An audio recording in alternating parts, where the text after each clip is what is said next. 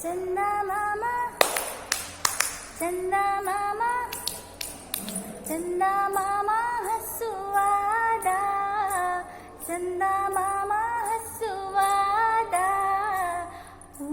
हसवा काहे के खर ही कटावे के हसवा काहे के खर ही कटावे के खर ही काहे के बरधा खियावे के खर ही काहे के बरधा खियावे के बरधा खियावे के खर ही दा चंदा मामा चंदा मामा चंदा मामा हसुआदा चंदा मामा हसुआदा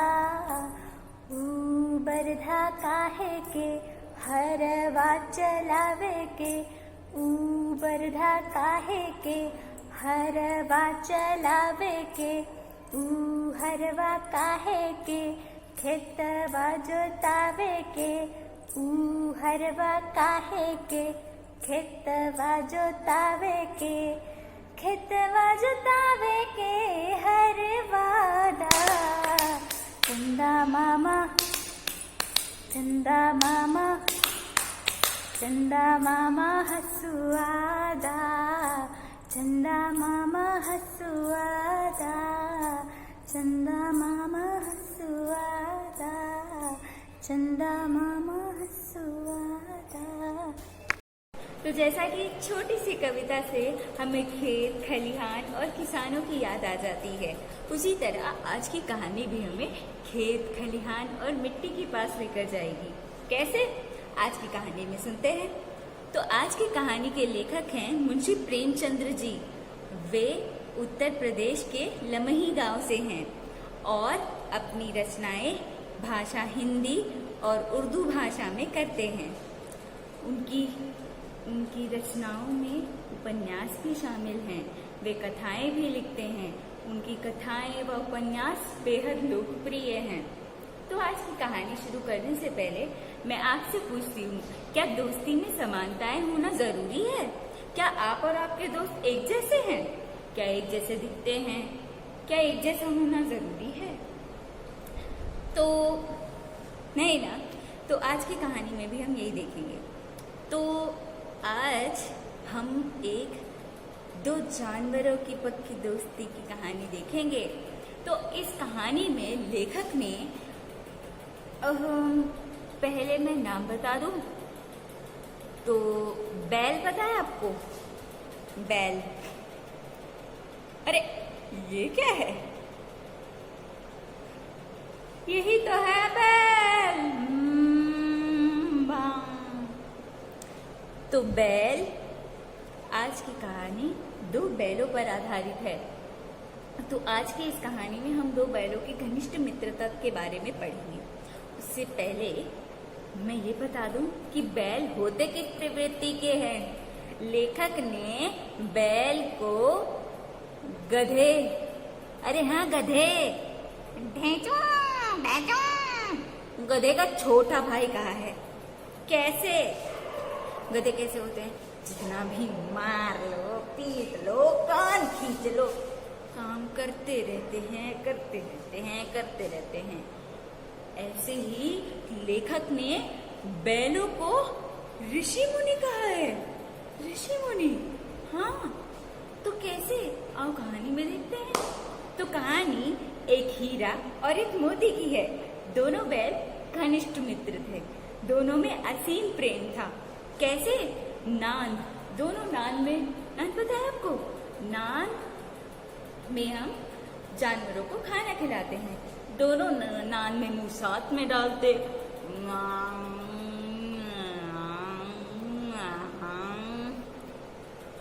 और साथ में ही बाहर निकालते।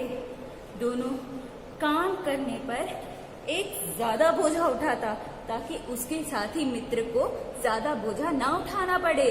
और जब हल जोतने की बारी आती तो एक ज्यादा भागकर काम करता ताकि उसके साथी बैल को ज्यादा काम करने की जरूरत ना हो। इसी तरह दोनों की मित्रता चलती रही। उनका किसान झूरी जिस किसान के घर पर वो रहते थे, जो उनका मालिक था, वो भी बहुत ही नेक इंसान था। कैसे? वो अपने बैलों को की देखरेख इतने प्यार से करता था क्योंकि उसे पता था कि जानवरों को भी प्रेम की आशा होती है। वे अपने बैलों को रोज प्यार से खिलाता और कभी मारता नहीं था। उन्हें रोज सहलाता, उन्हें खाना देता, पानी देता, सब समय पर देता। फिर एक बार क्या होता है, जूरी की बीवी का भाई, अरे मतलब जूरी का बीवी का भाई, ओ जूरी का साला गया, गया उसका नाम है। तो गया आता है और अपनी बहन से कहता है, अमन दीदी, ओ बैल भिजवा देती तो हमारे भी खेत जुट जाते, यहाँ खाली तो खड़े रहते हैं। अरे तो भैया ये भी कोई पूछने की बात है, ले जाओ। दीपति दादी ये क्या कहेंगे?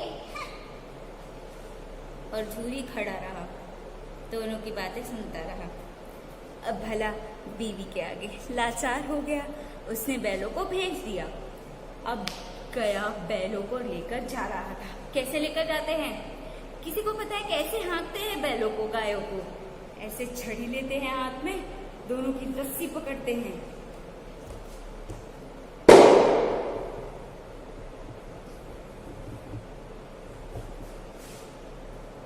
दोनों की रस्सी, और ये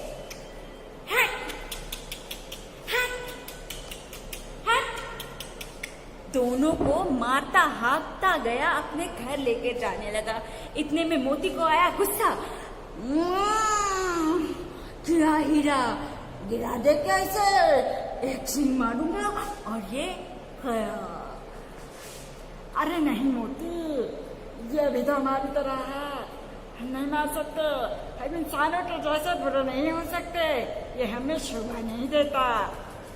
तो मोती मान जाता है, पर मोती उसे परेशान करना ना छोड़ता, कभी इधर भागता, कभी उधर भागता। गया हार थक कर किसी तरह उन्हें घर लेकर गया और रस्सी से बांध लिया। रस्सी से बांधना पता है कैसा लगेगा? अब अगर आपको रस्सी से बांध दिया जाए तो रस्सी से बांध देता है। अब रात को दोनों बैल सोचते हैं, रस्सी तोड़ के भागा जाए। तो दोनों रस्सी तोड़ते हैं और भाग जाते हैं। वो अगले दिन जूरी के घर के आगे खड़े मिलते हैं। जूरी उन्हें देखता है और प्रसन्न हो जाता है। वो खुशी से देखता है उन्हें और तुरंत पानी लेकर भागता है। इतने में जूरी की बीवी देख लेती है, ये कनमुले यहाँ क्यों आ गए? ये निकम्मे, तुमने ही बैलों को सर चढ़ा रखा है, बैलों को भी भला ऐसे कोई बोलता है? निकम्मे कहे कि मेरे घर एक दिन भी काम न करके आए। इसी पर जूरी की बीवी फरमान सुना देती है कि अब इन बैलों को सूखी भूसी के अलावा कुछ न दिया जाए। हीरा और मोती भी खुश थे क्योंकि अपने घर जो आ गए थे उन्हें सूखी भूसी भी अच्छी लगी। वो खा गए। अगली सुबह गया फिर आ गया। इस बार वो बैल गाड़ी लेकर आया था। हाँ दीदी, अब बताता मैं तुम्हारे बैलों को। हाँ भैया, इन्होंने ही सर चढ़ा रखा है, आप ही देख लेना ठीक से। तो गया इस बार बैलों को बैलगाड़ी में बांध कर लेकर जाता है। कैसे? हट। क्यों भाई गिरा दे क्या? खाए में गिरा दूं क्या या गड्ढे में? पर हीरा इस बार भी न माना। उसने कहा, नहीं, हम इंसानों की तरह नहीं हो सकता। अब इस बार वो दोनों चले गए। इस बार गया ने उन्हें मोटी रस्सी से बांधा जो कि टूट भी न सकी। इस रस्सी से बांध दिया और उनसे रोज इतना काम करवाता मार मार के उनकी खाल खींच दी थी। अरे हीरा, तुमने ना कहा होता तो इसको बताता मैं। मुझे क्या पता था। रोज दोनों बेगारी करके, रोज दुनिया भर का काम और ऊपर से मार दोनों सहते, और रात में मिलता क्या खाने को?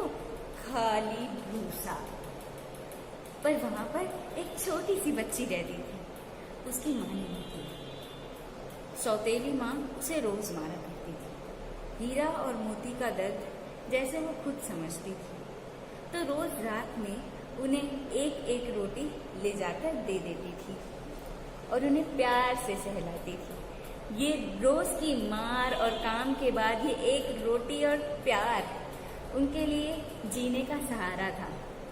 एक बार जब वो छोटी बच्ची उन्हें रोटी देने आई तो उसने देखा कि मोती रस्सी काट रहा था, पर कठिन नहीं थी। मोटी जो थी इतनी, तो छोटी बच्ची ने रस्सी खोल दी। भागो हीरा, भागो मोती, आजाद हो, कोई तो आजाद रहे।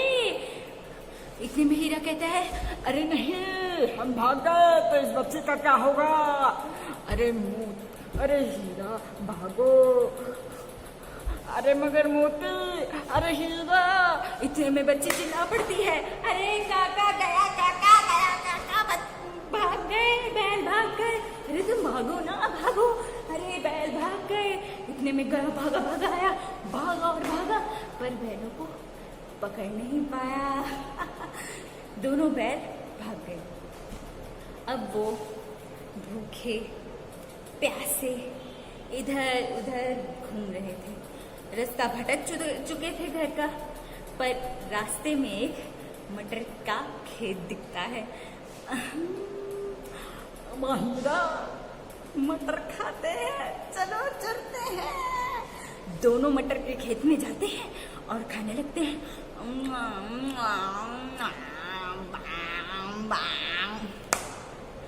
इतने में खेत का मालिक और 4 आदमी लेकर वहां आ जाता है, उन्हें चारों ओर से घेर लेता है। दोनों बैल डर जाते हैं। मोती भाग निकलता है, पर हीरा वहीं फंस जाता है। मोती भाग नहीं सकता हीरा को छोड़कर ऐसे, इसलिए वो भी वापस आ जाता है। दोनों बैलों का गाड़ी में भरकर कांजी हाउस में बंद कर दिया जाता है। अब वहाँ क्या होता है, वहाँ से जानवरों की नीलामी होती है, उन्हें बेच दिया जाता है।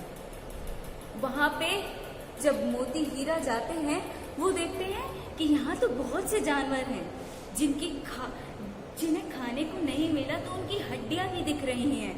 हाँ, थोड़ी मेरी तरह ही हड्डियां भी दिख रही हैं। कुछ तो इतना वीक हैं, कुछ जानवर इतने वीक हैं कि वो मर जाएंगे। मोती से ये देखा न गया।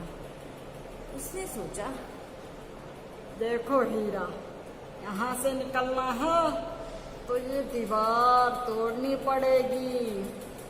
हीरा उसे कहता है, नहीं, तुमसे कैसे टूटेगी? पर मोती नहीं मानता, वो दीवार तोड़ देता है। सींग मार मार के दीवार गिरा देता है। सबसे पहले भागती हैं क्या घोड़ियां। सबसे पहले घोड़ियां भागती हैं, फिर भैंसे, फिर बकरियां, और गधे वहीं खड़े रहते हैं। इतने में हीरा देखता है और मोती उन्हें भगा भगा के मारता है और भगा देता है वहां से। पर हीरा का पैर वहीं बना था, मोती ना जा सका। हीरा और मोती वहीं खड़े रहे। कांजी हाउस से सारे जानवर निकल चुके थे। अब अगले दिन जब कांजी हाउस का मालिक आकर देखता है तो उन्हें नीलाम कर देता है। हीरा और मोती को एक लंबा चौड़ा व्यापारी खरीद लेता है। व्यापारी उन्हें खरीद कर ले जा रहा होता है। अब वो सोचते हैं उनका आखिरी समय आ ही गया। हीरा मोती निराश चल रहे होते हैं, कोई आशा नहीं, कोई बचने की आशा नहीं। पर इतने में वो देखते हैं कि ये रास्ता तो जाना पहचाना लगता है। कौन सा रास्ता है? अरे इसी रास्ते से तो हमें गया लेकर गया था। अरे वो रास्ता देखते ही जैसे उनमें खून का संचार बढ़ जाता है और उनमें ऊर्जा आ जाती है। वो और तेजी से भागने लगते हैं और जाकर जूरी के घर के बाहर खड़े हो जाते हैं। उन्हें अपना घर मिल जाता है। इतने में वो व्यापारी पीछे पीछे भागता हुआ आता है और उधर जूरी बाहर निकलता है गेट से। दोनों बैल खड़े थे वहीं पर। वो जाकर उन्हें चूमता है। जूरी की बीवी भी आती है। बैलों की ये दशा देखकर वो भी निराश हो जाती है और उन्हें चूम लेती है माँ। इतने में व्यापारी कहता है, ये मेरे बैल हैं, मुझे वापस करो। जूरी कहता है, तेरे बैल कैसे भाई? ये मेरे बैल हैं। अरे मेरे बैल हैं। मेरे बैल हैं। इतने में मोती गुस्से से देखता है और सींग मार कर भगवा देता है। तो यहीं पर हमारी कहानी खत्म होती है। धन्यवाद।